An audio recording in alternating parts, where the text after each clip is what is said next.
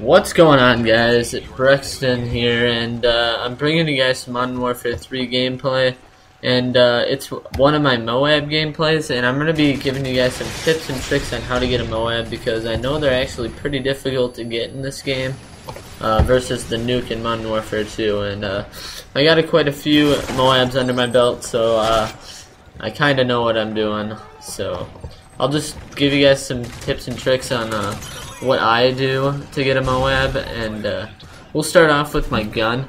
I like to change it around a bit. Two good guns I like to use a lot are the ACR and the MP7. They're both really good guns, and they're probably your best choices if you're really desperate to get a M.O.A.B.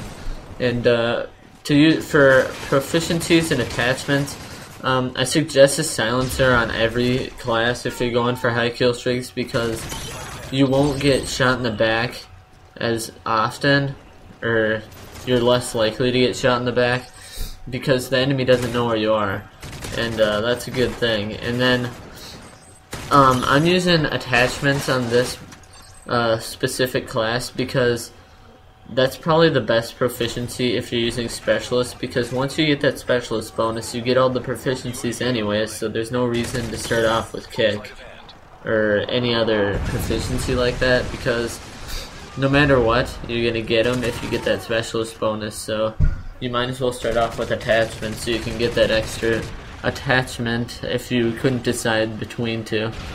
Specifically in this gameplay I'm using the silencer and extended mags. I like to use extended mags because then I don't have to really reload as much in between engagements, and I also can take more than one enemy on at once, which is always nice.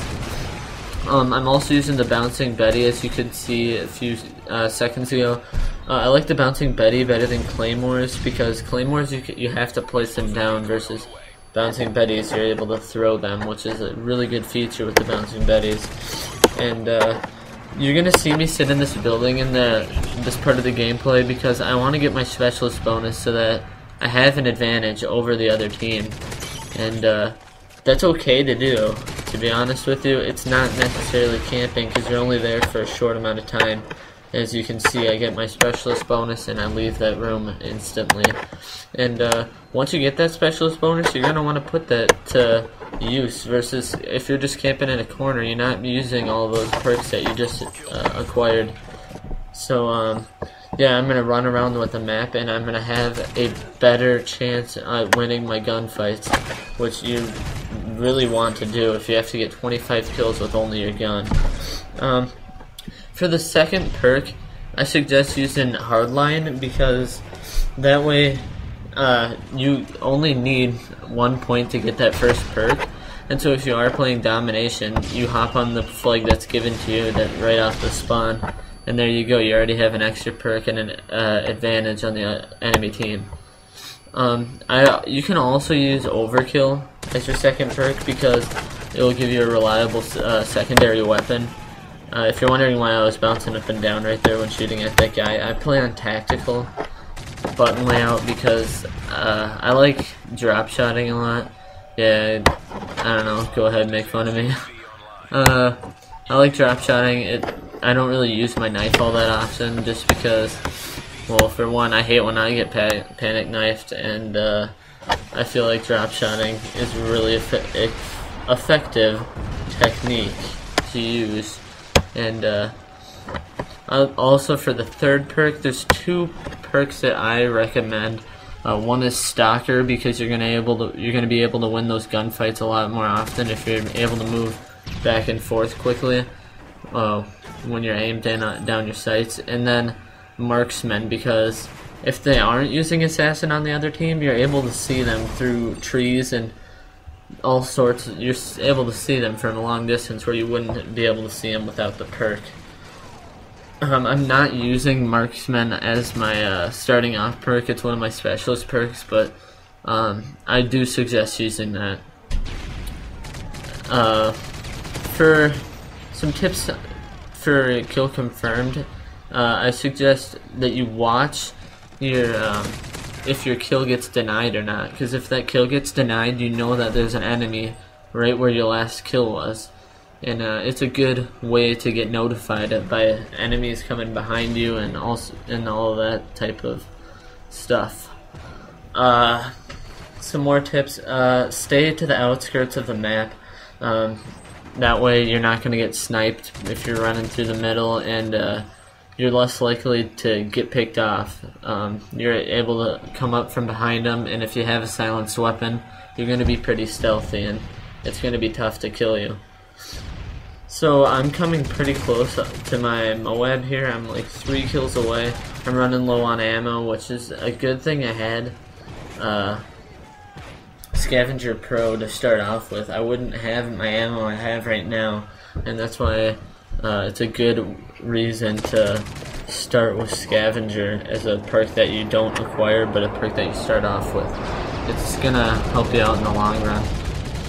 And I made a mistake of shooting too many bullets there. If I wasn't as close to my M.O.A.B, I would have ran out of ammo, and yeah, I'm using FMG9s.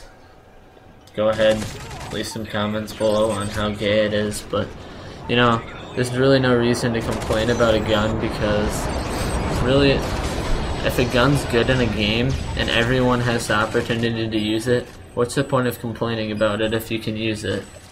Like, yeah, it may be overpowered, but still, it's a gun in the game that everyone can get. It's not like I have a mod or anything. It's a game that Infinity Ward put in the game, so I get my M.O.A.B there and call it in, and I got a little too excited and decided to dance, and I get shot because of it. But really, who cares? Because my team's winning, and I have a really good score right now in this game. I go 46-3 in this game. Go ahead and leave a like, subscribe, as this video comes to a closing here pretty soon. And there's an example of me throwing the Bouncing Buddy actually right there. Bouncing Buddy is a lot better than the Claymore. If you're using the Claymore, I suggest you switch to the Bouncing Buddy. And yeah, I actually probably could have gotten a second M.O.A.B in this gameplay if I would have gotten the M.O.A.B, my first M.O.A.B, a lot quicker. I go on a rampage here to give my team the win, which is really nice. I always like winning, and it doesn't really look good in my gameplay if I upload a game that I lost, but I get a good score, and it doesn't show objective play very much. I don't really play that objectively in this game, but I do towards the end of the game because I don't like to lose the games. I like to get good scores and win the game. That's the best way to do it. And as the video comes to a closing, go ahead and hit that subscribe button, help out a growing channel, and leave a like if you like the video, comment and give us some feedback on how I can improve my videos and this channel's videos. And just leave a comment on what you'd like to see later. If you'd like the tips and trick videos, I'll go ahead and make more of them. And we'll see you later. Thanks for watching, guys.